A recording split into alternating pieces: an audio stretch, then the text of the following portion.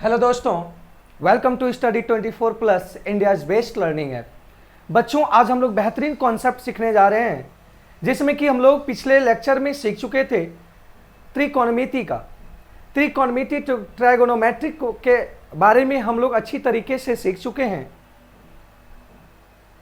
आज हम लोग जो सीखेंगे, आज त्रिकोणमिति का उपयोग है ना, त्रिकोणमिति का उपयोग सीखेंगे। अनुप्रयोग जो होता है उसका यूज कैसे होता है ना, कहाँ कहाँ उसका यूज होता है उसके बारे में सीखेंगे। आज हम लोग बेहतरीन कॉन्सेप्ट सीखने जा रहे हैं, उसका नाम है हाइट एंड डिस्टेंस, है ना। हाइट एंड डिस्टेंस है ना, ऊंचाइयाँ और दूरी, ऊंचाई और दूरी के बारे में हम लोग चर्चा करेंगे। मतलब उसके बारे में देखेंगे कि उसमें क्या क्या चीज़ होता है और क्या चीज़ सीखने को मिलता है हमको, है ना। बहुत इंपॉर्टेंट टॉपिक है बच्चों, एकदम ध्यान से देखिएगा और अपना कॉपी कलम लेकर बैठ जाइएगा। बेहतरीन रूप से इसको समझाने की कोशिश करेंगे, ठीक है। तो चलते हैं। त्रिकोणमिति का जो अनुप्रयोग है ना, उसका कुछ अनुप्रयोग है। Some applications of trigonometry, some application of त्रिकोणमिति, है ना। सम एप्लीकेशन ऑफ त्रिकोणमिति के बारे में हम लोग चर्चा करेंगे दोस्त, ठीक है। तो इसके बारे में हम लोग देखते हैं, चर्चा भी करते हैं और समझते हैं सब भावनाओं को, क्योंकि कैसे कैसे इसमें क्या क्या पॉइंट्स को हमेशा ध्यान रखना होगा, क्या पॉइंट्स इसमें हम लोग को दिक्कत पहुंचाती है, उस पॉइंट्स के बारे में हम लोग अच्छी तरीके से व्याख्या करेंगे, विश्लेषण करेंगे और देखते हैं। तो सबसे पहले यहां पे हम लोग को एक फिगर दिया है, सामने देख रहे होंगे, है ना, एफिल टावर। यहां पे क्या है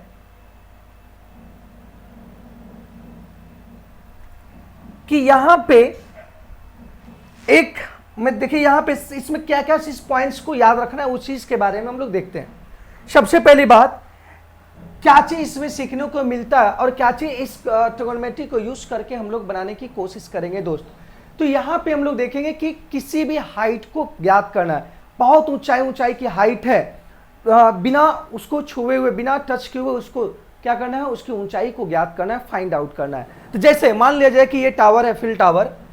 अब एफिल टावर है, आंख मेरा यहां पे है। जब आंख मेरा यहां पे है और यहां पे इस टॉप को और इस बेस को देख रहे हैं, इस टॉप को और इस बेस को देख रहे हैं मेरे भाई, तो इस टॉप और इस बेस को जब देखेंगे तो इसमें दो चीज परिकल्पना कर, एक चीज परिकल्पना करेंगे कि अगर इस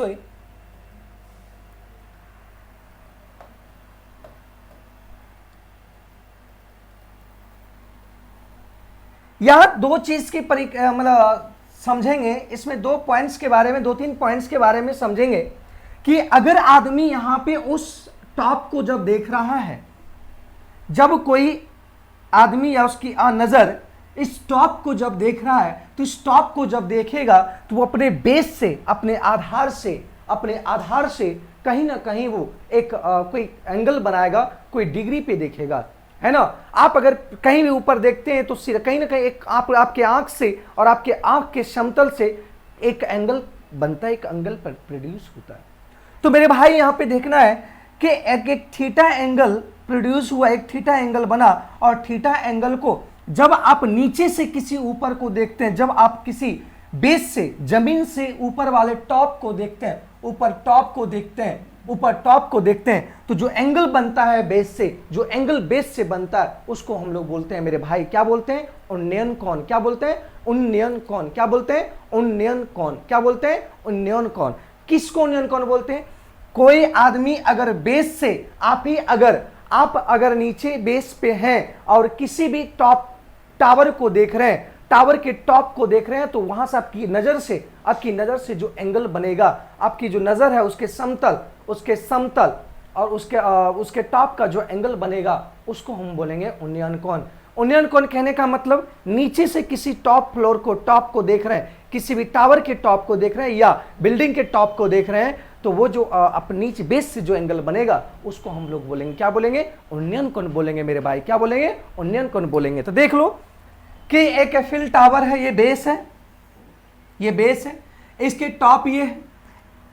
देखिए आंख यहां है ना, आंख यहां पे, इस आंख से देख रहा है तो सामने वाला यहां पे टॉप को देख रहा है, और ये बेस है मेरे दोस्त। जब बेस है तो जो एंगल बनेगा, जो एंगल बन रहा है मेरे भाई, जो एंगल बनेगा वो क्या बनेगा? उन्नयन कोण कहलाएगा। क्या कहलाएगा? उन्नयन कोण कहलाएगा। क्या कहलाएगा? उन्नयन कोण। मतलब इसको हम थीटा से डिनोट किए हैं, थीटा से डिनोट किए हैं, तो ये उन्नयन कोण हो गया।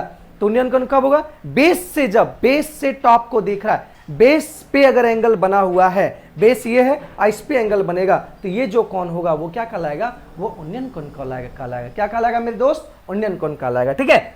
अब जब ये जो एक ढाल वाला लाइन है, ढलाव वाला लाइन है, जिस बेस से, जिस एंगल से हम लोग देख रहे हैं और टॉप को देख रहे हैं, तो उसके टॉप को और मेरे आंख को जो मिलाने वाली रेखा है, टॉप को और मेरे आंख को मिलाने वाली जो रेखा है वो क्या कहलाएगा मेरे भाई? वह कहलाएगा क्या? दृष्टि रेखा। क्या कहलाएगा? दृष्टि रेखा। देख रहे हैं, देखने से बना एंगल है, देखने से बना लाइन है, उसको दृष्टि, मतलब दृष्टि मतलब देखना, दृष्टि रेखा, रेखा लाइन है ना, दृष्टि रेखा। तो दृष्टि रेखा इसको बोलते हैं। कोई किसी को कोई प्रॉब्लम नहीं है? तो ये हुआ उन्नयन कोण। कि आप टहलने गए या कुतुब मीनार देखने गए, तो कुतुब मीनार के जब टॉप को देखेंगे तो आप कहीं ना कहीं एक एंगल बनाएंगे, और वह एंगल जो होगा उस एंगल को हम लोग बोलते हैं उन्नयन कोण, angle of elevation. Angle English में बोलते हैं एंगल ऑफ एलिवेशन। क्या बोलते हैं? Angle of elevation. क्या बोलते हैं? एंगल ऑफ एलिवेशन मेरे भाई। क्लियर है? तो उन्नयन कोण ये हो गया कि उन्नयन कोण कहते हैं कि अगर बेस से और टॉप, किसी भी टॉप को, किसी भी टॉप से, बेस और किसी भी टॉप से जो एंगल बन रहा है उसको हम लोग बोलते हैं क्या? क्या बोलते हैं? उन्नयन कोण बोलते हैं। कोई दिक्कत नहीं ना? उन्नयन कोण बोलते हैं। ठीक है, चलिए आगे देखते हैं। अब दूसरा चर्चा करते हैं अवनमन कोण के बारे में। जो इसमें पॉइंट्स है, 2-3 फैक्ट है, उसी फैक्ट पर सारा क्वेश्चन बनता है। ठीक है, अवनमन कोण, उन्नयन कोण, दृष्टिकोण, एंगल, है ना, ये सब। अब देखो क्या है कि अब एक जहाज है, ये जहाज का जो पायलट है, यहां पे पायलट है। अब क्या हुआ, जब वो जहाज उड़ा रहा था तो पायलट का नजर, वो पायलट जब खिड़की से झांक के देखा, खिड़की से अगर झांक के देखा गया तो वो पायलट के इस फील्ड में देखा गया कि एक कार है। फील्ड में क्या है? एक कार है। फील्ड में देखा गया कि एक कार है। फील्ड में क्या है? एक कार है। तो जब फिर वहां से पायलट जब नीचे देखा तो फील्ड में, जमीन पे एक कार नजर आया। मतलब देखा कौन देखा? बताइए, कौन देखा? पायलट देखा। किसका पायलट? जहाज का पायलट। ठीक है, हवाई जहाज का पायलट इसको देखा, इस कार को देखा। तो यहां से देखा तो इसका बेस ये हो जाएगा, इसके सामने वाला बेस हो जाएगा, है ना, और वहां बेस से एंगल बनाएगा, और बेस से एंगल बनाएगा, और ये भी मान ले थीटा एंगल बनाया। इसको हम कहते हैं क्या? अवनमन कोण बोलेंगे। क्या बोलेंगे मेरे दोस्त? अवनमन कोण। क्या बोलेंगे? अवनमन कोण, angle of depression. Angle of depression क्या बोलेंगे? अवनमन कोण। अवनमन कोण किसको बोलते हैं? जब टॉप से किसी नीचे धरती पर किसी को देख रहा है, तो टॉप से जब किसी नीचे धरती को देखेगा तो वो एंगल बनाएगा, अवनमन कोण। और वो टॉप से देख रहा है तो नीचे देखेगा, और नीचे देखेगा, ये समतल हो गया, और नीचे देखा तो ये जो एंगल बनेगा वह एंगल कहलाएगा। क्या कहलाएगा मेरे भाई? वह कहलाएगा क्या कहलाएगा? वह अवनमन कोण कहलाएगा। क्या कहलाएगा? अवनमन कोण। उसको भी हम थीटा से डिनोट किए। कोई दिक्कत नहीं, कोई प्रॉब्लम? देखिए, जब हम पीछे थे, जब हम उन्नयन कोण की चर्चा कर रहे थे, उन्नयन कोण नीचे से देख रहे थे कि तीर का निशान दिया हुआ मेरे भाई,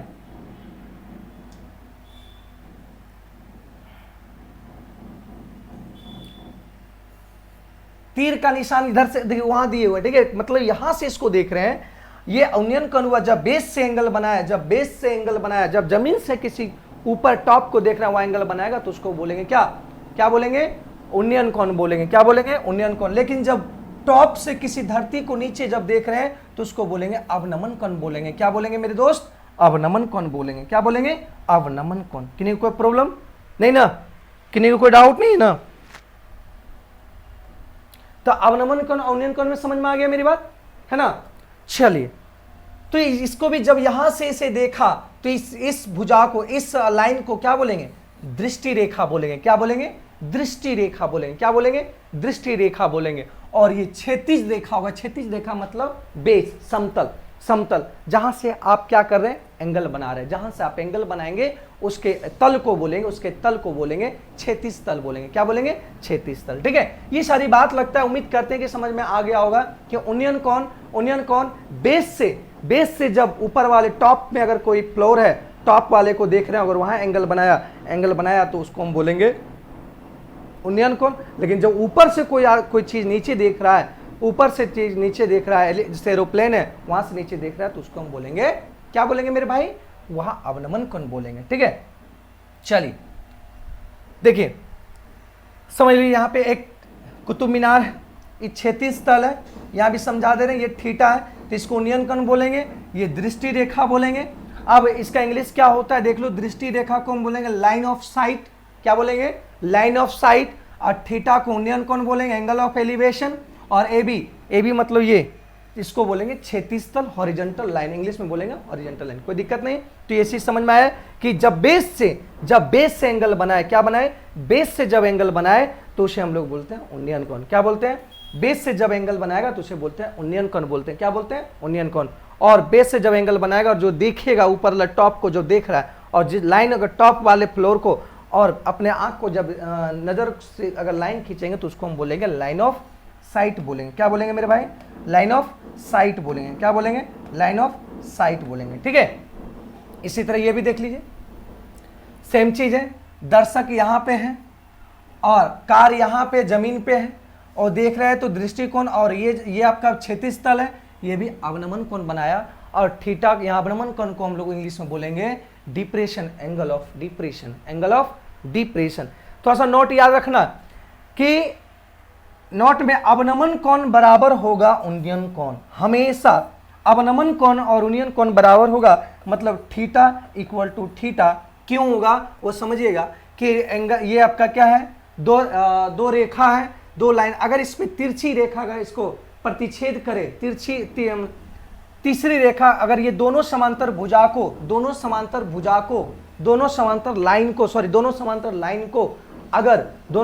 लाइन को अगर तीसरी रेखा अगर इसको प्रतिच्छेद करे, इसकी तीसरी रेखा प्रतिच्छेद करे, तो ये एंगल और ये एंगल बराबर होगा मेरे भाई एकांतर अंतःकोण से यह एंगल, एकांतर अंतःकोण से यह एंगल बराबर होगा। जब हम लाइन एंगल पढ़ाएंगे तो वहां इसको और डिटेल करेंगे। तो यहां से याद रखना है कि कोई भी दो रेखा, कोई भी समांतर रेखा, ये दोनों समानांतर है। ठीक है, यहां जितना फासला है यहां भी उतना ही फासला है दोनों के बीच। दो समांतर रेखा को अगर कोई तीसरी रेखा अगर कट करे, प्रतिच्छेद करे, तो वह रेखा वहां पे जो एंगल बनेगा एकांतर अंतःकोण, एकांतर मतलब दोनों अलग अलग है, दोनों अंदर में, इसके अंदर मतलब दोनों बराबर होगा एकांतर अंतःकोण से। अगर ये अल्फा है, ये बीटा है, तो अल्फा इक्वल टू बीटा हो जाएगा मेरे भाई। तो यहाँ पे अवनमन कोण इक्वल टू उन्नयन कोण होगा इसी के हिसाब से। अगर अवनमन कोण दे दे 45 डिग्री है तो आप मान लेंगे कि अवनमन कोण और उन्नयन कोण दोनों बराबर होता है, इस कारण से अवनमन कोण बराबर उन्नयन कोण। अगर अवनमन कोण 45 होगा तो उन्नयन कोण भी 45 होगा। ठीक है, तो ये सारी बात समझ में आ गया कि अवनमन कोण किसको बोलते हैं, उन्नयन कोण किसको बोलते हैं, दृष्टि लाइन किसको बोलते हैं। ठीक है, चलिए ये सारी बात उम्मीद करते हैं कि समझ में आ गया होगा। देखिए हमेशा याद रखना है, जब भी हाइट एंड डिस्टेंस अगर पढ़ेंगे, है ना,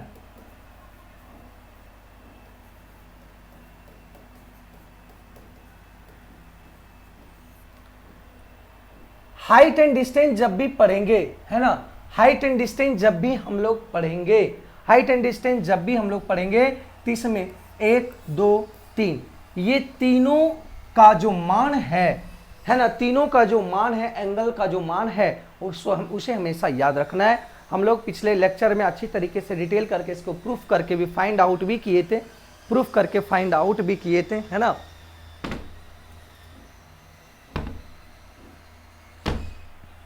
प्रूफ करके हम लोग फाइंड आउट भी किए थे इसे कि कैसे आया साइन थीटा का मान, कॉस थीटा का मान, टेन थीटा का मान। तो साइन थीटा 0 डिग्री का मान 0 है, साइन 30 डिग्री का मान 1/2 है, साइन 45 डिग्री का मान 1/√2 है, साइन 60 का मान √3/2 है, है ना। आज साइन 90 डिग्री का मान 1 है ना। इसी को जब उल्टा करते हैं, ये इधर से चलने लगेगा तो कॉस का मान हो जाएगा कॉस 0 बराबर 1, कॉस 30 डिग्री बराबर √3/2, कॉस 45 डिग्री बराबर 1/√2 सॉरी, और कॉस 60 डिग्री बराबर 1/2 है ना। इस तरीके से 0 है। तो ये सारी बात हम लोग क्लियर कर चुके हैं, क्लियर कट कर चुके हैं और डिटेल भी पढ़े हैं, ठीक है। तो हम लोग ये सारी बात समझ में आ गया कि उन्नयन कोण किसे कहते हैं, अवनमन कोण किसे कहते हैं। उन्नयन कोण जब समतल से टॉप को जब देखा जाए, जमीन से देखा, या सीधा सीधे याद रखना है कि जमीन से जो एंगल बनाएंगे, जमीन से जो एंगल बनाएंगे या सीधा ऊपर देखेंगे और एंगल बना तो मतलब वहां एंगल बनेगा उन्नयन कोण। ऊपर से कोई नीचे को डिनोट कर रहा है तो वहां कहेंगे क्या कहेंगे, वहां कहेंगे एंगल अवनमन कोण है मेरे भाई, ठीक है। तो चलते हैं अगले सवाल पे। सवाल देखते हैं। सबसे पहला सवाल, उदाहरण है आपका, है ना, उदाहरण है आपका 1, हाइट एंड डिस्टेंस मतलब त्रिकोणमिति का जो आपका अनुप्रयोग है, यूज है, उसका उदाहरण नंबर 1 का जो देखेंगे। उदाहरण नंबर 1, धरती पर, यहां पे देखिए पहला सवाल है। पहला सवाल आपके स्क्रीन पे देखिए, कह रहा है कि धरती पर एक मीनार ऊर्ध्वाधर खड़ी है। ऊर्ध्वाधर मतलब होता है लंबवत, लंबवत मतलब सीधा, है ना। ऊर्ध्वाधर मतलब होता है मतलब ये वर्टिकल, इंग्लिश में इसको बोलते हैं वर्टिकल, ऊर्ध्वाधर लंबवत, खड़ा सीधा खड़ा, उसको बोलते हैं परपेंडिकुलर भी कह सकते हैं। धरती पर खड़ा है, चलिए देखिए यहाँ पे खड़ा है। धरती के एक बिंदु से जो मीनार का पाद बिंदु, इसको आधार भी कह सकते हैं, ठीक है। आधार बिंदु, आधार मतलब बेस, ये वाला बेस है ना। आधार बिंदु या पाद बिंदु भी बोल सकते हैं। इसके बेस, इसका जो नीचे वाला है ना, नीचे वाला भाग, इस बिल्डिंग के नीचे वाला जड़ वाला भाग, बिंदु से 15 मीटर दूर है। मतलब यहां कह रहा है कि एक यहां पे बिंदु है, धरती के एक बिंदु से, एक धरती है ये पूरा, और एक बिंदु से, इसके पाद बिंदु से, बिल्डिंग के पाद बिंदु से 15 मीटर दूर पर है। एक पॉइंट लिए हैं C, जो इसके आधार बिंदु से 15 मीटर दूर है। कितना मीटर दूर है? 15 मीटर दूर है, ठीक है। 15 मीटर दूर है, ठीक है। 15 मीटर दूर है, ठीक है। करे कि मीनार के शिखर का उन्नयन कोण 60 डिग्री है दोस्त। मीनार के शिखर, तो बताओ उन्नयन कोण दिया हुआ है, क्या दिया हुआ है? उन्नयन कोण। तो उन्नयन कोण जब दिया हुआ है तो क्या बताएं अभी, उन्नयन कोण कहां से? धरती से, अगर बेस से अगर टॉप को देखना हो, जो एंगल बनेगा वह क्या कहलाएगा? उन्नयन कोण कहलाएगा। तो देखो उन्नयन कोण क्या हुआ, ये उन्नयन कोण आपका 60 डिग्री का बना है कि नहीं दोस्त, है कि नहीं? 60 डिग्री का बना है भाई, कोई प्रॉब्लम नहीं ना। तो चलो देखते हैं। अब यहां से कह रहा है कि मीनार की हाइट ज्ञात करें, मीनार की हाइट ज्ञात करें। इसका मतलब कह रहा है कि AB equal to what?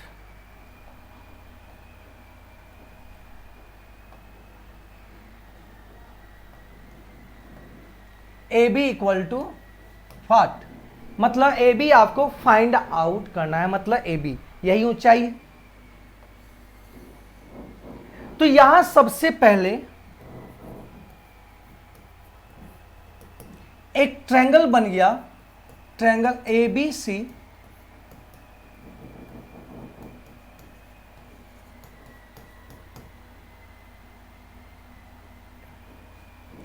Triangle ABC एक समकोण त्रिभुज,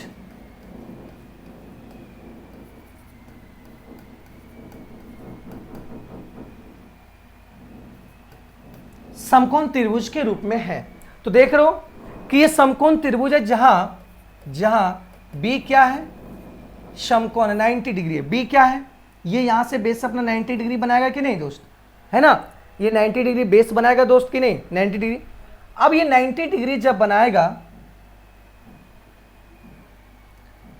क्योंकि ये देखो यहां पे ABC एक समकोण, तो बताओ यहां दोस्त ABC जब समकोण है, ABC जब समकोण त्रिभुज है और ये उन्नयन कोण ये है, उन्नयन कोण आपका यही होगा क्योंकि बेस से बना है, तो यही उन्नयन कोण होगा। तो जब ये उन्नयन कोण के रूप में आया,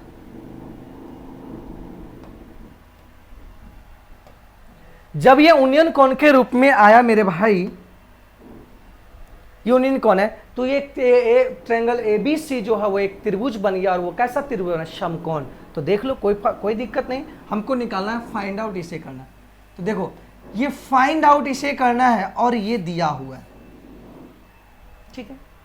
जब ये दिया हुआ और इसे फाइंड आउट करना है, इससे हमको कोई मतलब नहीं, क्योंकि फाइंड आउट करना है क्या, मीनार की ऊंचाई ज्ञात करना है, AB फाइंड आउट करना है। तो मीनार की ऊंचाई ज्ञात करना है मेरे भाई। तो बताओ एंगल से हम लोग जो एंगल बनाते थे, एंगल जो ऑब्जर्वर रहता था, ये सामने वाली भुजा और इसका चर्चा करना, ये भुजा और ये भुजा। जब ये एंगल ये से ले मान लिए तो इस सामने वाली भुजा H कहलाएगा और ये क्या कहलाएगा, बेस B। तो बताओ H और B का जो रेशियो होगा, H और B का जो रेशियो होगा वो किसको कहते हैं, सॉरी P और B का होगा, सामने वाली भुजा P और B होगा। तो बताओ जो सामने वाली भुजा होगा और सामने ये भुजा P और B किसका रेशियो होता है दोस्त, P और B रेशियो होता है किसका, tan का। और tan कितना डिग्री लेना है, tan 60।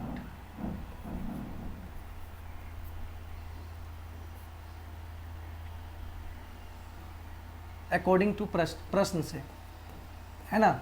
तो प्रश्न से हम लोग देखें, यहाँ पे tan 60 डिग्री बराबर होगा, हम लोग AB इसका रेशियो होता है सामने वाली भुजा और बेस, तो बेस हो जाएगा BC।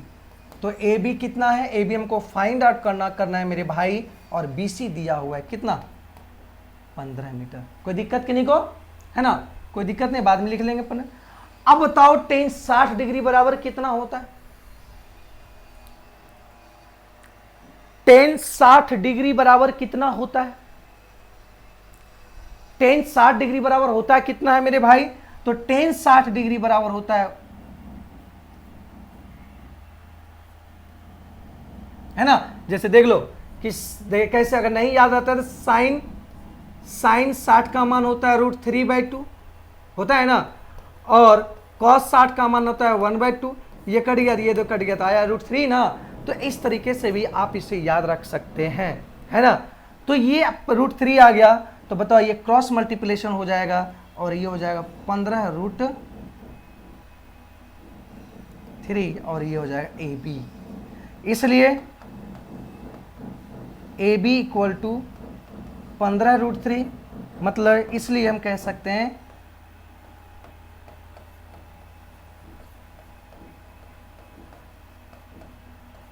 मीनार की ऊंचाई है 15√3 सेंटीमीटर में दिया है, मीटर में दिया है तो मीटर में लिखेंगे, सेंटीमीटर में दिया होता तो सेंटीमीटर में लिखते हैं। कोई दिक्कत किन्हीं को नहीं ना, ठीक है। तो ये सारी बात समझ में आ गया, उम्मीद करते हैं कि क्लियर हो गया होगा। तो यार जैसे ही देखे कि क्या कर रहा है कि धरती पर एक मीनार ऊर्ध्वाधर खड़ी है, जैसे देखिए क्वेश्चन में ही सब कुछ है आपका। तो एक मीनार खड़ा कर दिए, एक मीनार को खड़ा कर दो, ठीक है। फिर कह रहा है कि धरती के एक बिंदु से, धरती का किसी भी तरफ, या इधर ले लें उधर ले लें, कोई दिक्कत नहीं, एक बिंदु से जो मीनार के पास बिंदु से 15 मीटर दूरी है, मतलब इसका ये बेस बिंदु है, यहाँ से 15 मीटर दूरी है, कोई दिक्कत नहीं। अब कह रहा है मीनार के शिखर का उन्नयन कोण 60 डिग्री, उन्नयन कोण का बोल रहा है, तो ये टॉप होगा और यहाँ से बिंदु से होगा तो ये 60 डिग्री है, कोई दिक्कत नहीं। ये हाइट निकालने का है, कोई प्रॉब्लम नहीं, कहीं से निकाल सकते हैं, कोई दिक्कत नहीं। फिगर बना रहे या ना रहे कोई फर्क नहीं, आप खुद से भी बना सकते हैं, ठीक है। तो ये सारी बात आपको उम्मीद करते हैं कि क्लियर हो गया होगा, ठीक है। तो चलिए अगले सवाल पे बढ़ते हैं, अगले सवाल को देखते हैं कि अगला सवाल क्या है। ये आप लोग देख सकते हैं, इसको लिख सकते हैं, ठीक है, देख लीजिए एक बार थोड़ा सा।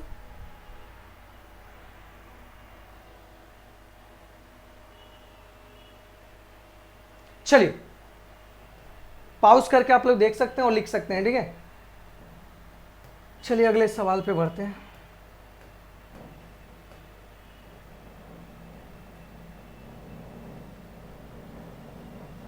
चलिए अगला सवाल देखिए, क्या दूसरा नंबर सवाल है, सुधार लीजिए। उदाहरण 2, यहां कह रहा है कि एक बिजली मिस्त्री को एक 5 मीटर ऊंचे खंबे पर आ गई खराबी की मरम्मत करनी है। यहां पहले लाइन को देखना, कह रहा है कि एक बिजली मिस्त्री 5 मीटर ऊंचे खंबे पर आ गई खराबी की मरम्मत करनी।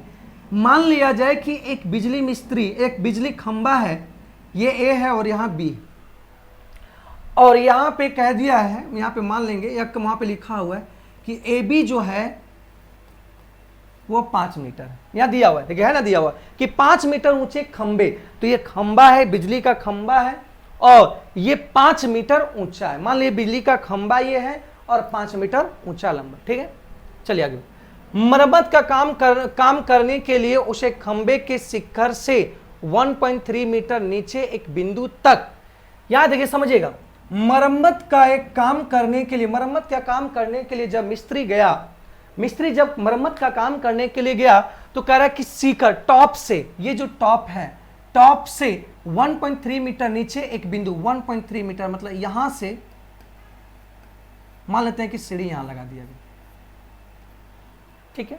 1.3 मीटर नीचे एक बिंदु तक वह पहुंचने के लिए प्रयुक्त सीढ़ी की लंबाई कितनी होनी चाहिए। मतलब यहां कह रहा है कि टॉप से 1.3 मीटर नीचे एक सीढ़ी लिया गया और वह सीढ़ी की कह रहा है कि सीढ़ी की लंबाई कितना होना चाहिए मेरे दोस्त। मतलब यहां पे सीढ़ी इक्वल टू वाट है ना, सीढ़ी है ना, सीढ़ी की लंबाई का कितना होना चाहिए, कितनी होनी चाहिए, जिससे कि 36 से 60 डिग्री की कोण से झुकाने पर वह अपेक्षित स्थिति तक पहुंच जाए, है ना। यहां कह रहा है कि इस एंगल से 36 तल से 60 डिग्री का कोण बनाया और कह रहा है कि 60 डिग्री कोण बनाने के बाद वह एक निश्चित जो हाइट है, जो 1.3 नीचे जो खड़ा वहां तक वो पहुंच जाता है सीढ़ी, ठीक है, पहुंच जाता है। और यह भी बताइए कि खंबे का पाद बिंदु कितनी दूरी पर सीढ़ी के पाद बिंदु से होनी चाहिए। मतलब ये भी ज्ञात करना है। यहां कह रहा है खंबे का जो पाद बिंदु है, आधार बिंदु, क्या बोले इसको, आधार बिंदु भी बोल सकते हैं। खंबे का आधार बिंदु और सीढ़ी के आधार बिंदु या पाद बिंदु, ये दोनों के बीच की दूरी कितना होगा, है ना, यही चीज इसमें कहने के लिए कर, और यूज करने के लिए बोल रहा है कि यहां आप ले सकते हैं √3 बराबर 1.73, है ना, 1.73, ठीक है। ये क्वेश्चन लगता है, उम्मीद करते हैं कि समझ में आ गया होगा डिटेल, ठीक है। चलिए आप देखते हैं, यहां पे हम लोग फाइंड करने की कोशिश करते हैं। चलो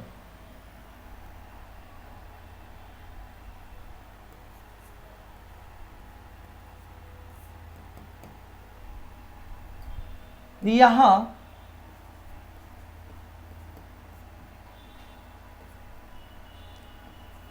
BCD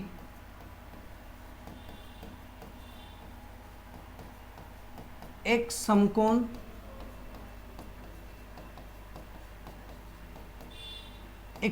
त्रिभुज बन गया है, ठीक है। जैसे देखो ये यहां से इसको मिलाएंगे और ये सीधा टॉप पे जाएगा और ये इस तरह का जाएगा, तो एक समकोण त्रिभुज बना के नहीं, जहां B जो है वो कितना होगा 90 डिग्री का, B समकोण का रूप हो गया। क्या हो गया, B समकोण का रूप हो गया, ठीक है। चलिए पहले यहां पे कह रहा है, अब देखना है प्रश्न से,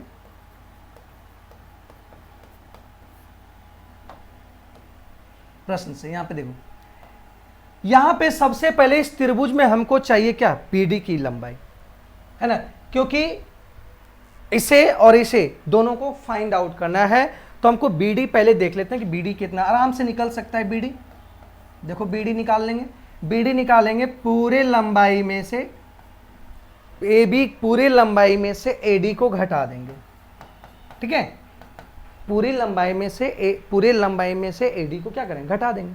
तो जब घटा दिए तो AB की लंबाई है 5 और इसका है 1.3, ठीक है।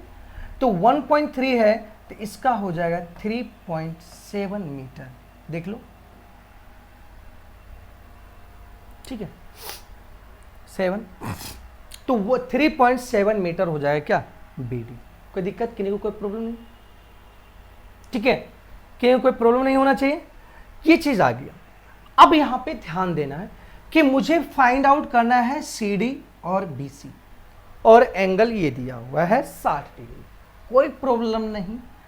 आप लोग क्या करेंगे बताओ, यहां पे हम tan 60 डिग्री बराबर ले, क्यों लें बच्चों, tan 60 डिग्री इसलिए बोल रहे हैं लेने के लिए कि अगर tan 60 लेते हैं तो ये लंब सामने वाली भुजा और बेस उसका रेशियो होता है, तो सामने वाली भुजा हमको फाइंड आउट है, क्या है, बी डी, और बटा बेस क्या हो जाएगा, बीसी, क्योंकि दोनों फाइंड आउट करना। आप साइन 60 लेंगे तो इससे इसे निकाल सकते हैं, कोई दिक्कत नहीं।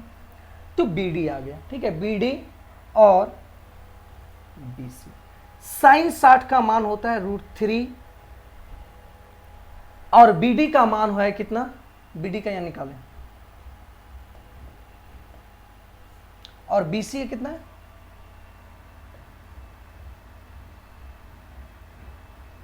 बीसी हमको फाइंड आउट करना है, ठीक है।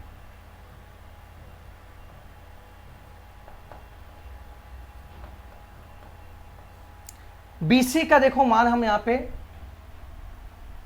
बीसी का मान निकालना है, जैसे बीसी के उधर चला गया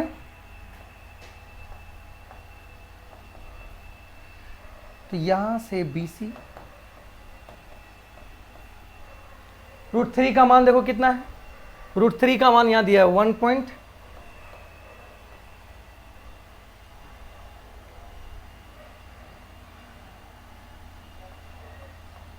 ठीक है, 1.73 दिया हुआ है, ठीक है। तो 1.73 दिया हुआ है, बीसी का मान जो है दोस्त, बीसी का जो मान है 1 कितना दिया हुआ है, 73 दिया हुआ है। तो अब इसे हम जब सॉल्यूशन करेंगे मेरे भाई,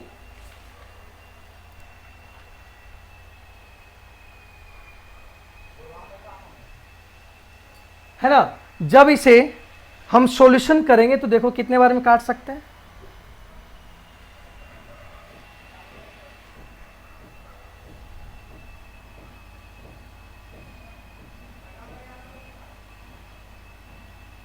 दो बार में काट सकते हैं क्या, 3 दूनी 6, 7 दूनी 14, 2 2 2, 2 1 3, 3.7,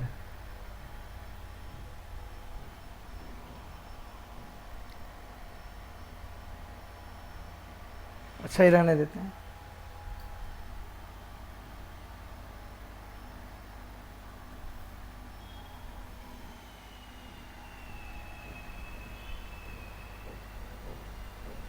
अब हम दूसरे में कंडीशन में हम h को निकालें, सी डी, इसको निकालने के लिए कोशिश करेंगे सी डी को।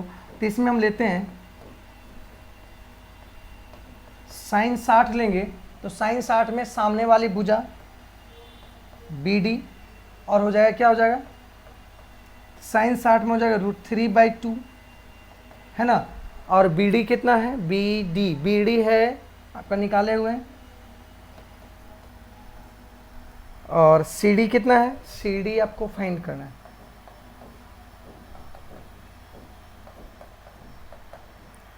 तो सी डी हो गया इधर,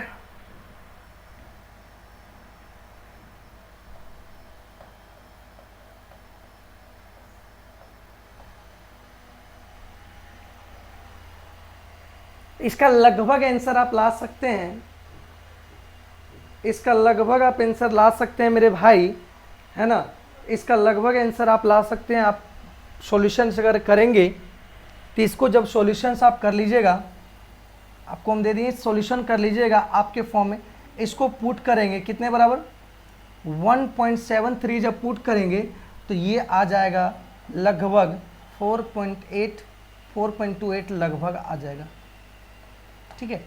तो यहाँ पे आप घर पे जाके अपने कंपेटी से सॉल्यूशंस कर लीजिएगा और देख लीजिएगा कि कितने बराबर आएगा और कितना के लगभग आएगा, वो चीज़ आप देख लीजिएगा, ठीक है, वो देख लीजिएगा सॉल्यूशन करके। और यहाँ पे भी, यहाँ इसका जो आंसर होगा वो भी देख लो कि 3.7 है, 1.73, जब इसको दुगना करते हैं, जब इसे दुगना करते हैं तो आता है 3.46, कितना आता है 3.46, मतलब उससे ज़्यादा है।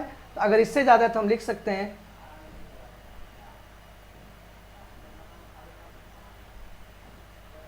ठीक है 2.15 के बराबर लिख लेंगे इसको, ठीक है 2.15 के बराबर लिख लेंगे, ठीक है।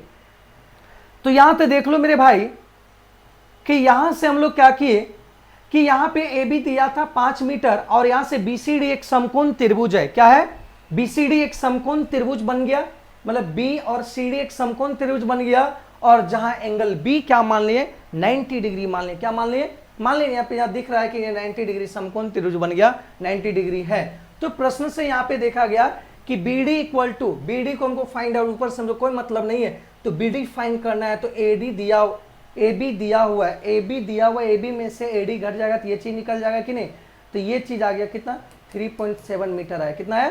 3.7 मीटर ले आए। ठीक है, अब क्या निकालना है हमको? BC भी निकालना है और CD भी निकालना है। BC भी निकालना है और CD भी निकालना है। ठीक है, तो BC भी और CD दोनों निकालना है मेरे भाई। तो यहां से क्या किए हम लोग? जानते हैं कि अगर ये एंगल 60 है तो P और B का रेशियो होता है 10 का होता है, और P और H का रेशियो होता है sin 60 का। तो यही दोनों को यूज करके निकालेंगे। तो 10 60 बराबर निकालें तो BC बराबर आ गया 3.7, और अगर √3 का वैल्यू पुट करते हैं तो 1.73। तो इसका जो आंसर आएगा मेरे भाई, लिख लो यहां पे,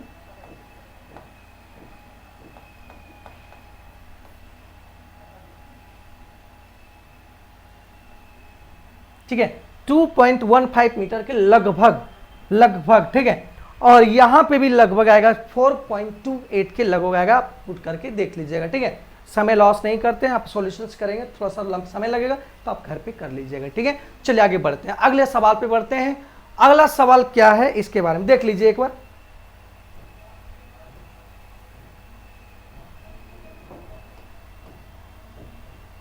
चलिए अगले सवाल पर देखते हैं। तीसरा नंबर सवाल आपका रहा। तीसरा नंबर सवाल क्या है? देखिए तीसरा नंबर सवाल क्या कहता है कि एक चीज को समझिएगा। 1.5 मीटर लंबा एक प्रेक्षक एक चिमनी से 28.5 मीटर की दूरी पर है। यहां समझिएगा क्वेश्चन, यहां कह रहा है कि 1.5 मीटर लंबा एक प्रेक्षक है, मतलब 1.5 मीटर का एक प्रेक्षक। कहने का मतलब एक आदमी देख रहा है किसको? चिमनी को। और कितना मीटर दूरी पर है? 28.5 मीटर की दूरी पर है चिमनी से। 28, देखिए इसकी जो लंबाई है, मतलब इसकी जो डिस्टेंस है दोनों के बीच, इतना मीटर है। ठीक है, डिस्टेंस जो है वो कितना है? डी, मतलब डी का जो डिस्टेंस होगा वो कितना होगा? डी या BC दोनों बराबर ही होगा। ठीक है, और कह रहा है कि 1.5 मीटर लंबा एक प्रेक्षक है, मतलब ये जो CD है, जो आदमी की लंबाई है वो 1.5 मीटर का है। कितना मीटर का है? 1.5 मीटर का। ठीक है, चलिए यहां तक हो गया। उसकी आंखों से चिमनी के शिखर का उन्नयन 45 डिग्री। कह रहा है कि जो प्रेक्षक है, इसका जो आंख है, आंख से इसका जो एंगल होगा, इसका टॉप का जो एंगल है, और उन्नयन कोण जो होगा वो 45 डिग्री का। तो उन्नयन कोण नीचे से बनता है, बेस है। तो इसके आंख का जो समतल वाला ये हो गया, समतल लाइन हो गया कि नहीं? अरे हाँ या ना? समतल लाइन, आंख यहाँ पे, तो नीचे से थोड़ी ना देख सकते हैं, तो यहाँ पे तो इसका समतल वाला ये भुजा हो गया, समतल वाला ये क्षेत्रीय जो तल हो गया,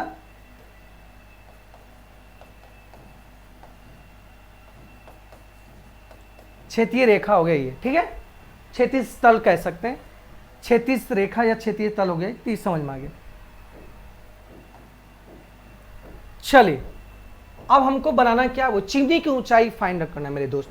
तो चिमनी की ऊंचाई फाइंड आउट करना है मेरे भाई, मतलब मुझे फाइंड करना है AB। ठीक है, अब AB फाइंड करने के लिए AB में मेरा देखो क्या क्या चाहिए, AE प्लस B। ठीक है, AB फाइंड करने के लिए हमको चाहिए क्या? AE plus B। यहां से AE यहां अलग अलग हुआ, और B और BE और यहाँ पे दोनों जो प्रेक्षक है ये दोनों समतल होगा, ये दोनों समतल होगा। तो सामने वाली भुजा ये भी कितना होगा? 1.5 मीटर ही होगा, मतलब ये।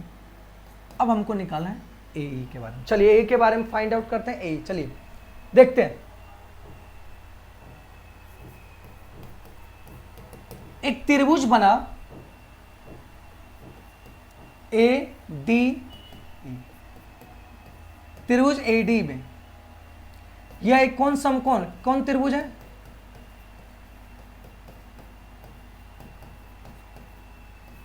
समकोण त्रिभुज। ठीक है, तो चलिए अकॉर्डिंग टू क्वेश्चन समझेंगे हर बात। तो यहां पे हमको बताओ कि AE फाइंड आउट करना है, AE फाइंड आउट करना है। यहां पे जब ये त्रिभुज है तो इसमें समकोण बना कौन? जो E है वो समकोण त्रिभुज है। ई जो होगा वो क्या बनेगा, समकोण त्रिभुज बनेगा। जब ई समकोण त्रिभुज है तो यहां से ई फाइंड आउट कर लेते हैं। तो देखिए ई कैसे फाइंड आउट करते हैं, तो tan 45, देखो tan अगर लेते हैं तो इस सामने वाली भुजा और बेस बन जाएगा। तो सामने वाली भुजा, क्योंकि tan का जो रेशियो होता है वो क्या होता है, सामने वाली भुजा p और बेस, ये बेस दिया हुआ है और ये चीज फाइंड आउट करना है, और tan 45 का मान निकल जाएगा। तो tan 45 बराबर हो जाएगा बटा हो जाए बराबर ए बटा, ठीक है, 45 का मान होता है मेरे दोस्त 1 और ए और बटा, ठीक है, ये क्रॉस इधर जाएगा, ए बराबर हो जाएगा, मतलब यहां देखा गया कि ये डी और ए दोनों बराबर होगा। और ऐसे भी जानते हैं कि 45 जब मान होगा तो 45 में ये और ये भुजा बराबर होता है, और वो कौन सा त्रिभुज बनता है, समद्विबाहु त्रिभुज बन जाता है। कौन त्रिभुज, समद्विबाहु त्रिभुज, ठीक है। तो ये था कहानी इसका 2 पॉइंट। हमको निकालना क्या चाहिए, ए बी का, ए बी बराबर होता है ए प्लस बी, ए फाइंड आउट कर लिए 28.5 मीटर, यह आ गया 30 मीटर। मतलब इसका जो हाइट है वो कितना मीटर का है, 30 मीटर का। कितने का मीटर का है, 30 मीटर का। देख लीजिए एक बार,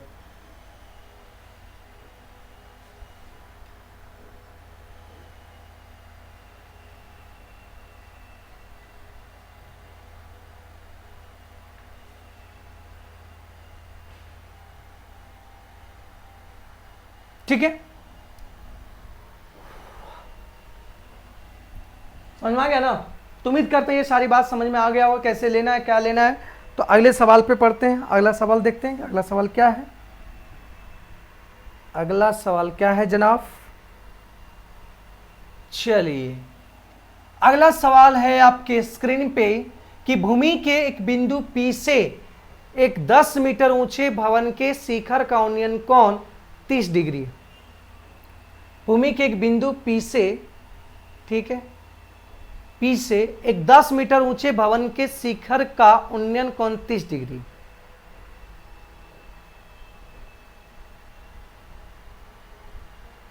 देखो यहां कह रहा है कि एक भवन है, मान लीजिए ये भवन है, ये बिल्डिंग है सीधा,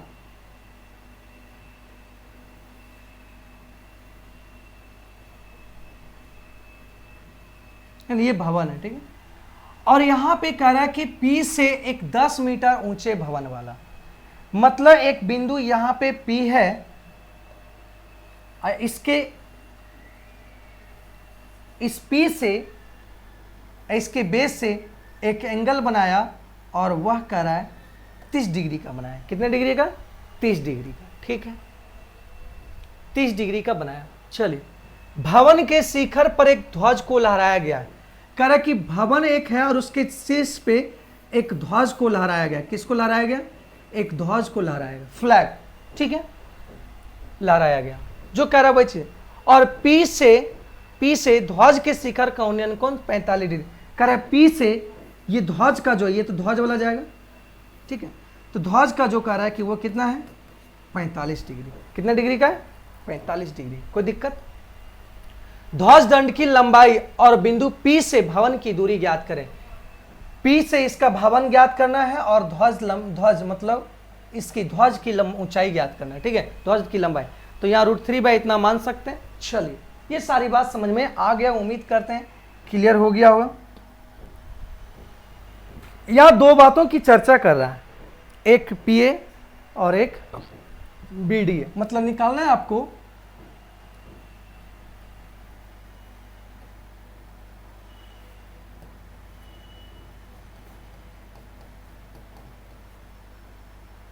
ध्वजदंड की लंबाई हो जाएगा BD इक्वल टू 8 और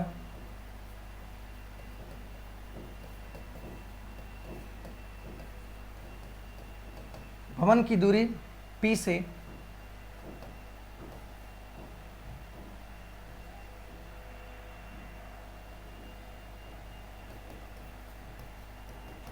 ये फाइंड आउट करना, ठीक है। मतलब यहां पे आपको इस सवाल में दो चीज फाइंड आउट करना है। कौन कौन? ध्वज दंड की लंबाई और भवन की दूरी। ठीक है, तो यहां से जब दो चीज की लंबाई ज्ञात करना, तो यहां पे दो एंगल दिया हुआ मेरे भाई, है ना, दो एंगल दिया हुआ है। एक देखो यहां से इससे 30 डिग्री, और ये जो 45 डिग्री है ये वाला फ्लैग से जो बना है। पी जो है, जो यहाँ ऑब्जर्वर होगा उसका नज़र दो जगह, एक बिल्डिंग के टॉप फ्लोर पर और एक बिल्डिंग पे जो लगा ध्वज है उसके टॉप पे। ठीक है, तो जब ये पी के पास कोई अगर आदमी होगा तो इसे दो पॉइंट्स को डिनोट कर रहा है, एक भवन के टॉप फ्लोर को और एक फ्लैग के टॉप को। ठीक है, तो जब यहां पे पी से करेगा तो दोनों अलग अलग डिफरेंट एंगल बनेगा कि नहीं? एक एंगल इसको देखेगा तो 45 डिग्री का बनेगा, ऊपर देखेगा तो सॉरी एक नीचे ही वाला देखेगा तो 30 डिग्री का, और ऊपर जैसे जैसे बढ़ते जाएगा एंगल बढ़ते जाएगा 45 डिग्री का। ठीक है, तो किसे चर्चा करें और कैसे बनाएं तो यहां से देख लो। तो सबसे पहले फर्स्ट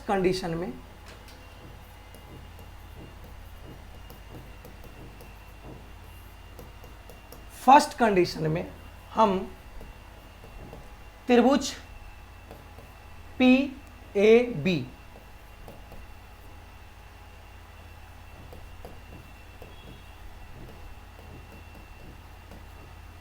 किसमें देखते हैं? त्रिभुज PAB में। और PAB जहां समकोण है, समकोण कौन है? A 90 डिग्री का, ये तो 90 डिग्री ही बनेगा। ठीक, ये समकोण त्रिभुज बन गया। चलिए, जब ये समकोण त्रिभुज बन गया मेरे भाई, सीधा सीधे अगर इसको अलग करके बना दें फिगर को, तो देख लो इस तरह बनेगा।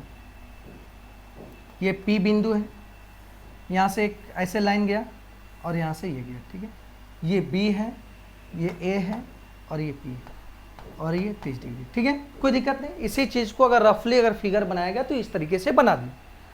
अब कह रहा है त्रिभुज PAB में देखते हैं, तो PAB में देखते हैं तो यहाँ से मुझे फाइंड आउट करना है ये AB, और बिल्डिंग का ऊंचाई 10 मीटर ऊंचे भवन।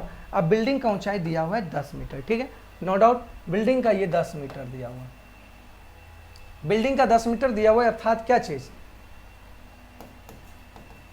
AB 10 metre. चलिए, तो जब ये एंगल ये सामने वाली भुजा, एंगल ये सामने वाली भुजा और बेस, तो 10 का मान लेते हैं। तो 10 30 होता है AB बटा AP। तो 10 30 का मान होता है कितना मेरे दोस्त? √3 होता है ना, √3 होता है। सॉरी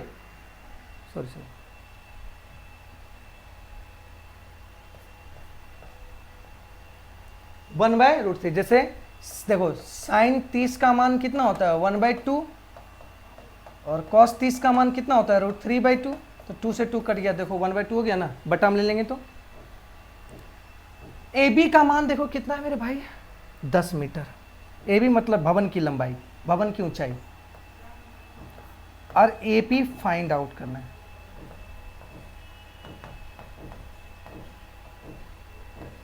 ठीक है, अगर आप यूज करते हैं √3 का वैल्यू यूज करते हैं,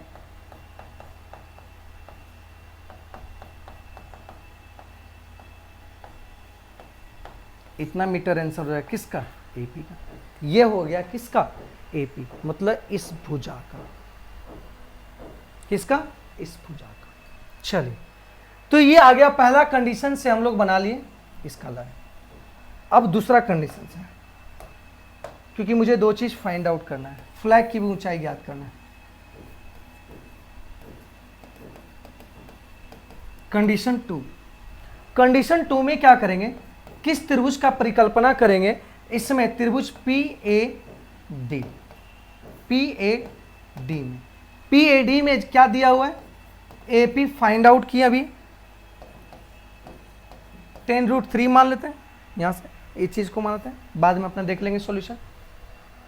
10 PAB 10√3, और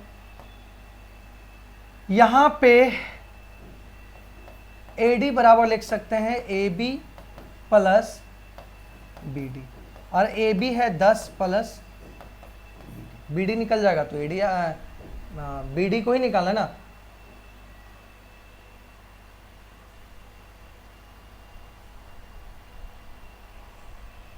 ठीक है, चलिए यहां से भी हम लोग परिकल्पना करते हैं किसका, tan 45 डिग्री का, क्योंकि ये बड़े त्रिभुज के लिए 45 डिग्री है ना। tan 45 जब लेते हैं मेरे भाई, tan 45 जब लेते हैं तो जानते हैं सामने वाली भुजा AD और बटा AP, इधर ये tan 45 का मान होता है 1 और AD का मान, AD को हम लिख सकते हैं AB प्लस BD और AP हो गया कितना है, AP हमको कहाँ फाइंड आउट किया था। ठीक है, ये जब इधर आएगा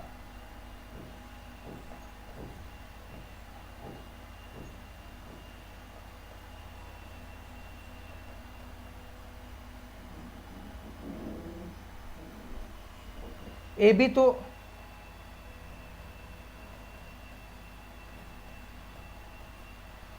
जब यहां पे √3 आया, हमको निकालना किसका, BD का था ना, BD का निकालना है ना, तो BD का दे रहने देते हैं। अब ये इधर AB आएगा, AB का देखो कितना वैल्यू है, 10 होगा कि नहीं, तो 10 जब होगा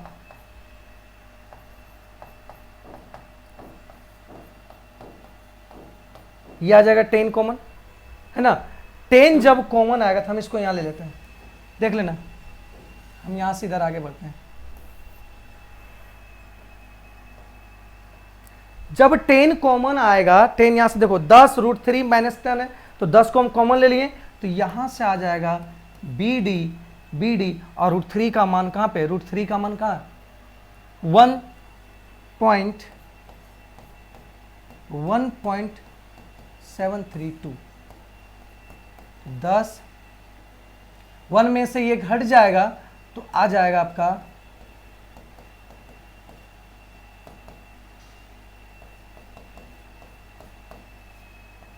मतलब ये फ्लैग का आ जाएगा 7.32, समझ में आया, 7.32 मीटर आ जाएगा किसका, फ्लैग का। क्लियर है, देख लीजिए एक बार समझ लीजिए।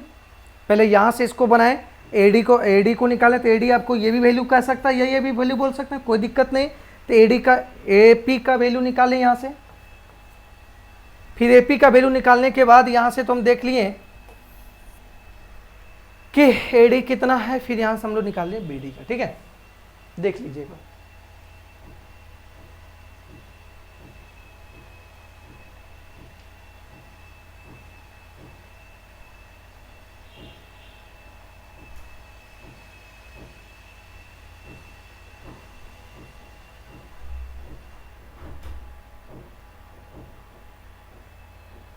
ठीक है, तो समझ में आ गया ये पूरी बात। ठीक है, तो सारी कहानी समझ में आ गया कैसे कैसे हम बैठाना है, कैसे कैसे क्वेश्चंस को लाना है। चलिए अगले सवाल पे बढ़ते हैं, अगले सवाल को देखते हैं और क्या कहता है अगला सवाल। 5 नंबर कह रहा है कि एक समतल जमीन पर खड़ी मीनार की छाया उस स्थिति में 40 मीटर अधिक लंबी हो जाती है जबकि सूर्य का उन्नयन कोण 60 डिग्री से 30 डिग्री घटकर हो जाता है। यहां देखो क्या कहता है, सिंपल बात से समझना कि मान लिया जाए कि एक हाइट है ये, और यहां सूर्य की प्रकाश लग रहा है, तो यहां से सूर्य की प्रकाश लग रहा है तो इसका सीधा इधर जाएगा। अच्छा है, जब कह रहा है कि अगर सूर्य की प्रकाश जब नीचे इधर आते चल जाएगा, नीचे होते चल जाएगा, तो ये छाया उधर की हो जाएगा। तो जैसे यहां पे कह रहा है कि छाया उस स्थिति में 40 मीटर अधिक लंबी हो जाती जबकि सूर्य का उन्नयन कोण 60 डिग्री से 30 डिग्री। जैसे देखो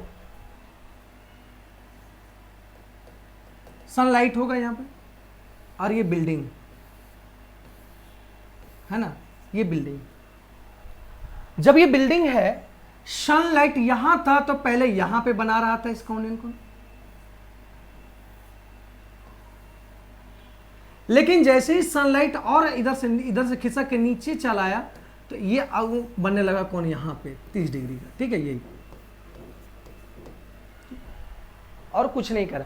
जब यहाँ पे कह रहा है कि 60 डिग्री पे था तो कुछ दूरी पे होगा, लेकिन जैसे ही 30 डिग्री हो गया मतलब ये घिसक कर ये कितना मीटर हो खिसक गया, 40 मीटर पीछे खिसक गया। किससे? उस 60 डिग्री का कौन जहां पे सी पॉइंट से, सी पॉइंट से, कहां पॉइंट से? सी पॉइंट से पीछे हो गया, कितना? 40 मीटर पीछे। चलिए किसे फाइंड आउट करना है वो चीज देखिए, ठीक है।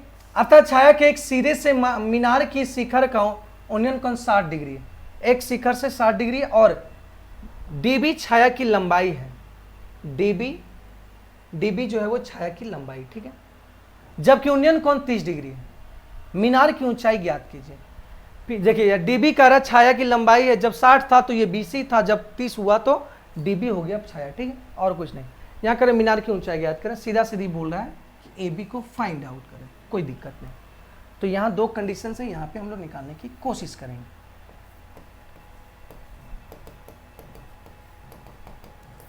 कंडीशन 1,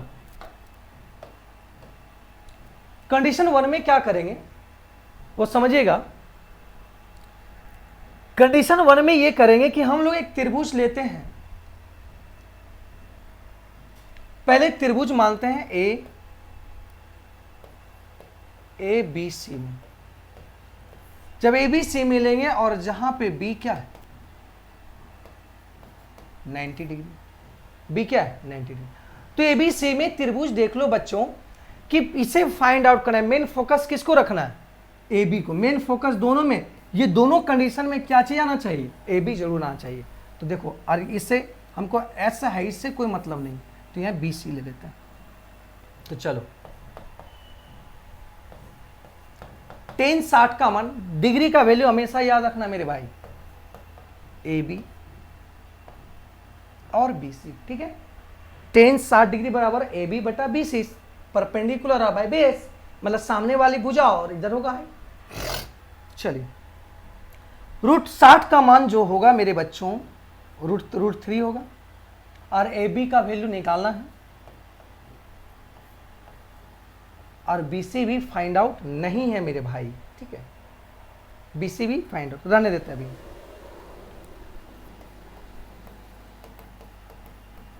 कंडीशन 2 में त्रिभुज ए डी बी, बी जहां समकोण है, चलिए त्रिभुज ए बी डी में, तो यहां पे अगर हम 10, क्योंकि सामने वाला और ये, तो जब 10 30 लेंगे तो इसका बेस यहां से यहां तक हो जाएगा। अब छाया बी से डी आ गया तो यहां पे आ जाएगा, ऊपर में ए बी ही रहेगा और इधर हो जाएगा बी डी। तो √30 बराबर होता है √3, तो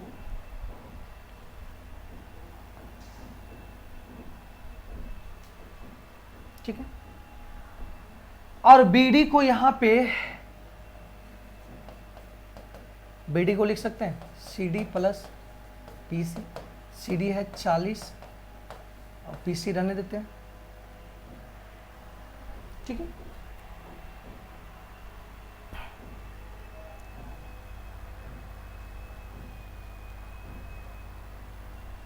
चल वहां से हम लोग क्या करते हैं,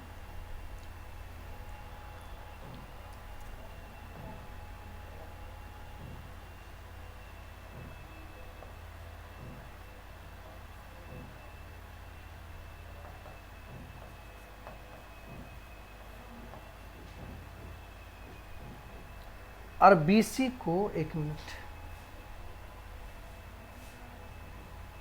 किसका हमको ले ले, BD का पहले वैल्यू पुट करते हैं।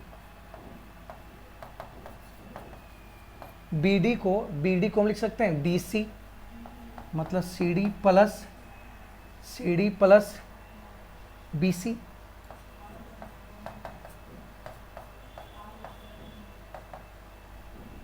क्रॉस मल्टीप्लिकेशन करते हैं, ठीक है। तो यहाँ से आ जाएगा AB √3 और CD का दिया हुआ है 40 प्लस BC। एक इक्वेशन ये आ गया, दूसरा इक्वेशन, ठीक है। पहला इक्वेशन यहाँ से आ जाएगा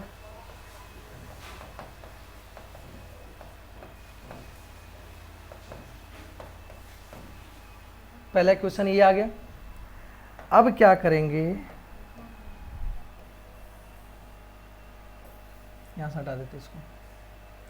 अब यहां से क्या करेंगे कि पहला इक्वेशन और दूसरा इक्वेशन से पहला इक्वेशन को दूसरे इक्वेशन में रखने पर पहला इक्वेशन से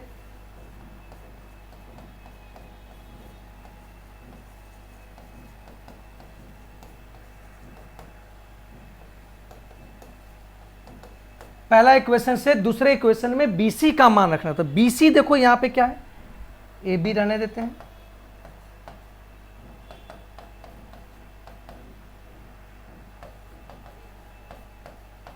ठीक है। जब हम एक सॉल्यूशंस करेंगे तो देखो मेरे भाई, जब इसका ये लेंगे, जब ये एलसीएम लेंगे तो √3 और ये हो जाएगा 4√3 40√3 AB, और ये आ जाएगा AB √3। यहां से काम कर सकते हैं मेरे भाई, क्रॉस मल्टीप्लिकेशन होगा तो ये 3AB हो जाएगा, √3 इंटू √3 हो जाता है 3, और ये आ जाएगा 40।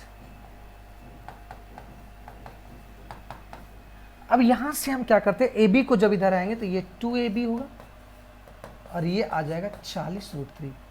अब AB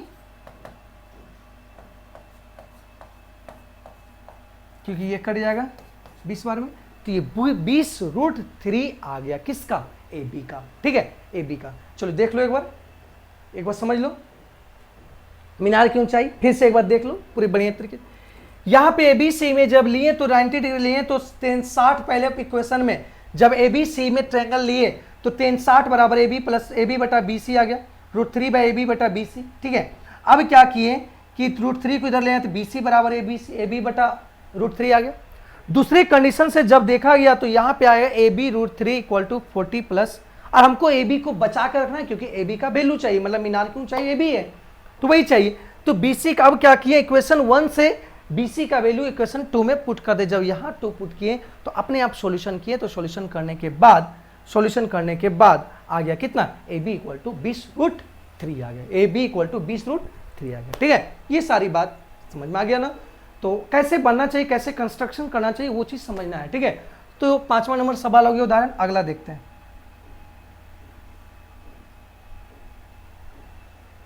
अगला सवाल कर रहा है कि एक बहुमंजिल भवन के शिखर से देखने पर, बहुमंजिल के भवन मतलब ऑब्जर्वर कहां है,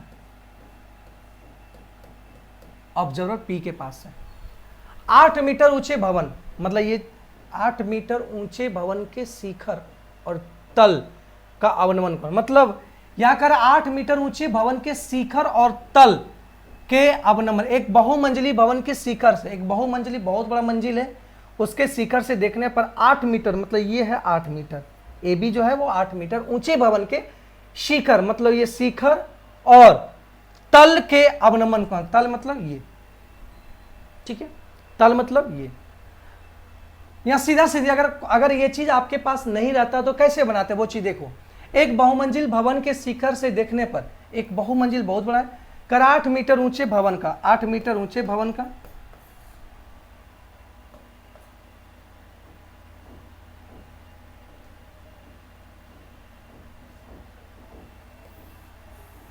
है ना, मान लीजिए।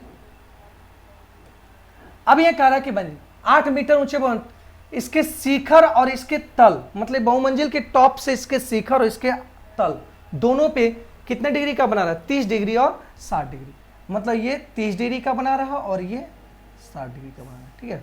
छोटा वाला कम होगा 30 डिग्री का,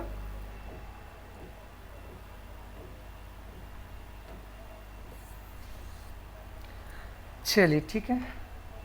बहुमंजिल भवन की ऊंचाई और दो भवनों के बीच की दूरी ज्ञात करें, मतलब यहां पे हमको निकालना है PC इक्वल टू व्हाट, और दोनों के बीच की दूरी मतलब AC इक्वल टू व्हाट, ये दोनों आपका बराबर होगा क्योंकि समतल है, समतल समानांतर है। जब खड़ा होता है, बिल्डिंग खड़ा होता है, दोनों सीधा खड़ा होगा ना, जितना नीचे होगा उतना दोनों ऊपर में भी बीच में समांतर दूरी होगा।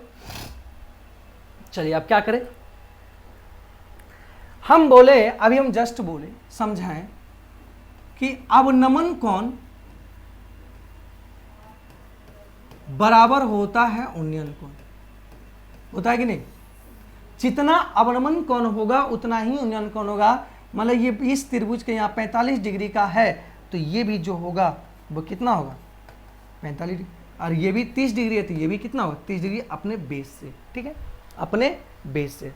तो उन्नयन कोण अवनमन कोण दोनों बराबर होता है, तो इस कारण से उन्नयन कोण अवनमन कोण के बराबर होगा। ठीक है, तो त्रिभुज तो कंडीशन बनता है, अब निकालना है पीसी, पीसी और एसी।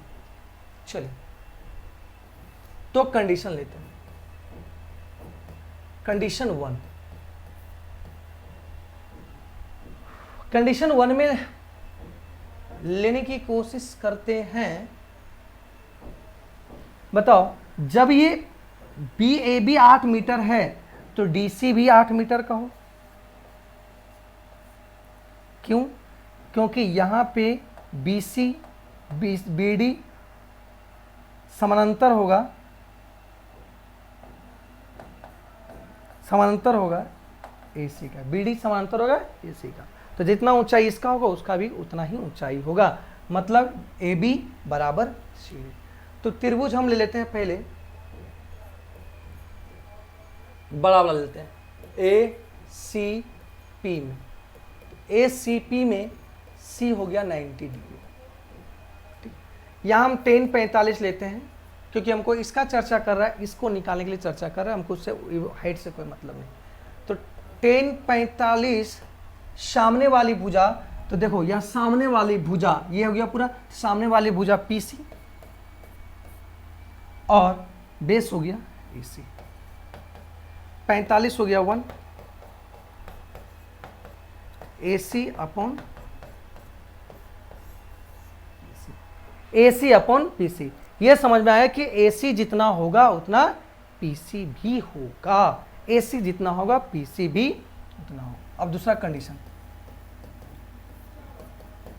ट्रायंगल पीबीडी में, पीबीडी में डी क्या होगा 90 डिग्री का, ये एंगल 90 डिग्री का होगा। ठीक है, ये एंगल 90 डिग्री का होगा। ठीक है, ये एंगल 90 डिग्री का होगा। चलिए, जब ये 90 डिग्री का होगा हम लोग 10-30 डिग्री लेते हैं। 10-30 डिग्री सामने वाली भुजा, सामने वाली भुजा पीडी और ये हो जाएगा बीडी, और ये हम जानते हैं कि एसी बराबर होगा बीडी, क्योंकि ये समांतर भुजा, ये समांतर भुजा, और दोनों का ये दोनों समांतर भुजा में बीडी और एसी दोनों समांतर, और इसकी ऊंचाई समान है और दोनों एक साथ ब्लॉक है, तो मतलब ये दोनों बराबर होगा। तो 10-30 बराबर लिए,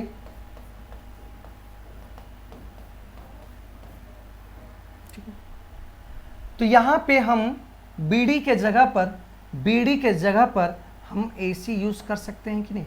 क्यों? यहां से AC बराबर होगा BD, AC बराबर होगा BD, इस कारण से हम AC को यूज कर सकते हैं। ठीक है, तो PD यहां दिया हुआ, PD यहां दिया हुआ, PD। चलिए,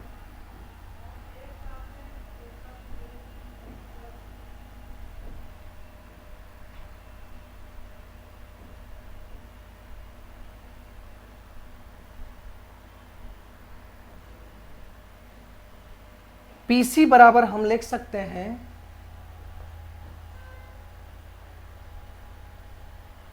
PC बराबर लिख सकते हैं PD प्लस CD। देख सकते हैं यहां से PD प्लस CD, और CD दिया हुआ है 8। तो AC PD plus 8, AC PD plus 8। तो यहां से काम कर सकते हैं, क्रॉस मल्टी किए AC PD और √3।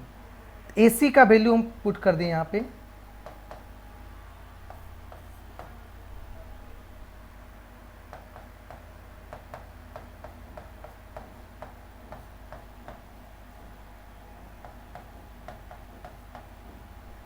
इक्वेशन 1 से पुट की।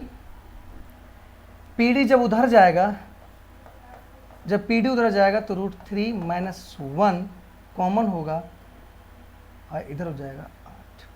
ठीक,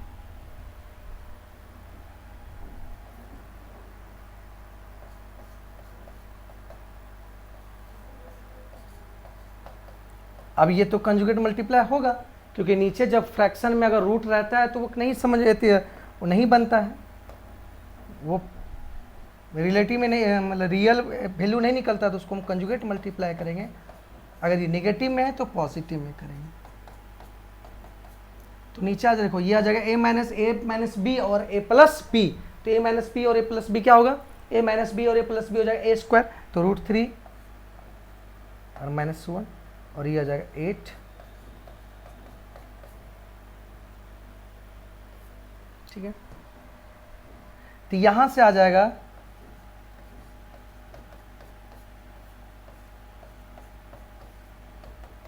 4 √3 और 1, ये आंसर आ जाएगा। ठीक है, ये किसका आंसर आ गया, ये आ गया पीडी का, मतलब पीडी का।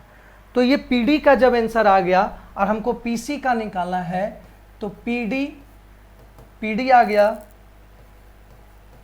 4 √3 प्लस 1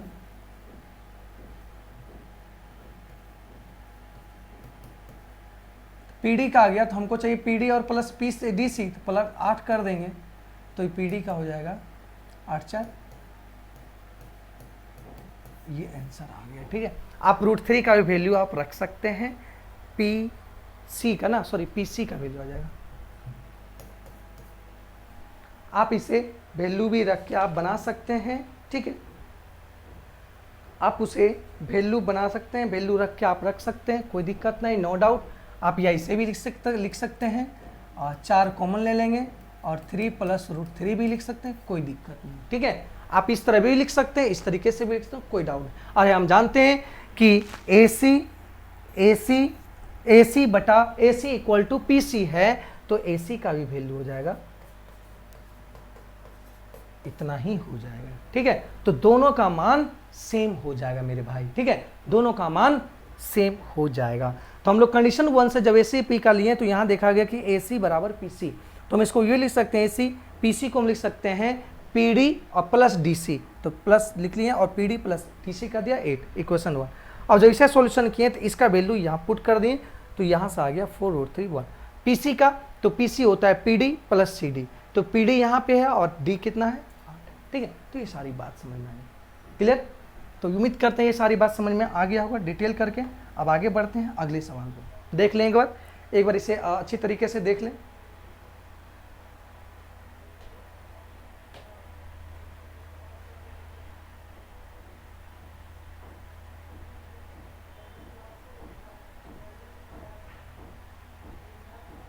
ठीक है, तो ये सारी समझ में आ गया। चलिए आगे बढ़ते हैं। बहुत बेहतरीन सवाल है ये। एक नदी के पुल के एक बिंदु से नदी के सम्मुख किनारे के अवनमन कोण क्रमशः 30 डिग्री और 45 डिग्री यदि पुल के किनारों से 3 मीटर की ऊंचाई पर हो, तो यदि पुल किनारों से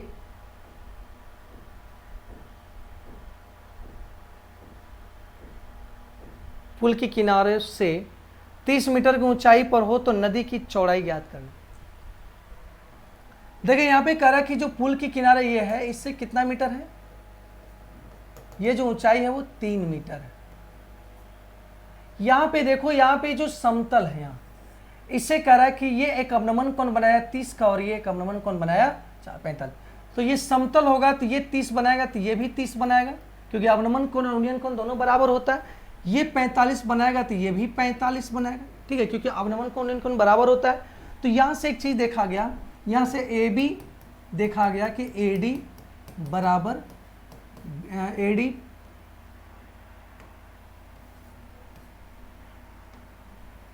प्लस हो जाएगा। ठीक है, चलिए तो यहां से हम लोग पहले करेंगे, अब त्रिभुज, पहले 2 त्रिभुज लेंगे PAD में जहां समकोण कौन होगा, एंगल D है ना, ADPI एंगल D कह सकते हैं, और वो ऊंचाई का रहा है 3 मीटर का।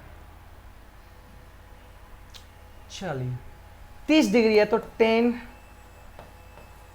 30 नदी की चौड़ाई निकालना है, मतलब AD प्लस BD AB निकालना।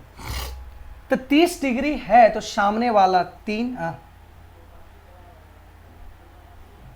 सामने वाला भुजा पीडी और एडी। पीडी है 3, पीडी 3 ही है ना, 3 और 60 का हो जाएगा √3, तो एडी आ गया 3√3 मीटर। ठीक है, एडी का वैल्यू आ गया √3 बाय मतलब 3√3, एडी का मान आ गया √3 बाय। अब अगेन त्रिभुज पीडीबी में, ठीक है, इसमें भी 90 डिग्री है, तो tan 45 डिग्री है ना, तो tan 45 सामने वाला हो जाएगा पीडी और बेस हो जाएगा डीबी, होगा कि नहीं। ये अवनमन कोण है तो ये भी उन्नयन कोण, दोनों बराबर होगा, तो सामने वाला और बेस दोनों tan का रेशियो होता है, तो tan 45 1 होता है।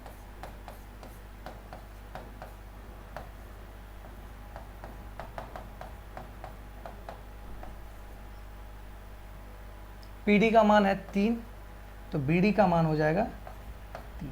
तो बीडी का मान जब 3 होगा तो यहां से हम निकाल देंगे, यह हम जानते हैं किनारा है, तो ए बी ही किनारा है।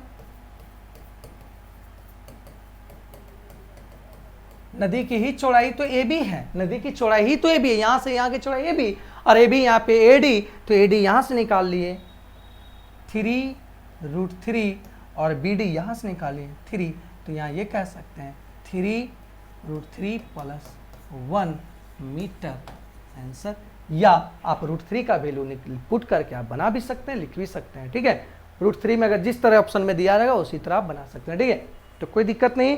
तो यहाँ तक हुआ, उम्मीद करते हैं कि यहाँ तक सारी बात समझ में आ गया होगा कि जो हाइट एंड डिस्टेंस है, जो त्रिकोणमिति का जो अनुप्रयोग है वो किस तरीके से क्वेश्चंस को पूछा गया। ये उदाहरण था, ये अनुप्रयोग का 7 उदाहरण था। 7 उदाहरण को समझें और देखें कि कैसे बना जाता है, कैसे बनता है। ठीक है, तो सारी बात समझ में आ गया। अब नेक्स्ट लेक्चर में मिलते हैं आपसे। नेक्स्ट लेक्चर में नेक्स्ट सेम कॉन्सेप्ट से आधारित सवाल, प्रश्नावली जो भी होगा, इसका 9 पॉइंट या कुछ होगा, तो वो सारी सवाल को हम लोग देखेंगे। इसका प्रश्नावली का सवाल देखेंगे, है ना, पूरी डिटेल करके इसका सवाल देखेंगे, कोई दिक्कत नहीं। तो ये सारी बात समझ में आ गया। उम्मीद करते हैं कि जितने भी पॉइंट है, 9 अवनमन कोण, उन्नयन कोण, दृष्टि रेखा, क्षैतिज तल, ये सारी बात, 2-3 पॉइंट को हमेशा याद रखना एंगल में। साइन कॉस टेन का मान ज्यादा होता है, जहां भी पी और बाय बी, बे सामने वाली भुजा और बेस का रिलेशन आए, वहां एकदम हर हाल में किसको रख देंगे, टेन का वैल्यू ही पुट करेंगे। 10 से रिलेशन सारा एंगल को पुट करेंगे। ठीक है, जो भी एंगल दिया रहेगा। ठीक है, तो यहां से क्लियर हो गया, तो ये उदाहरण पूरा क्लियर हो गया। मिलते हैं नेक्स्ट लेक्चर में, तब तक के लिए बाय बाय, थैंक यू, धन्यवाद, जय हिंद, जय भारत।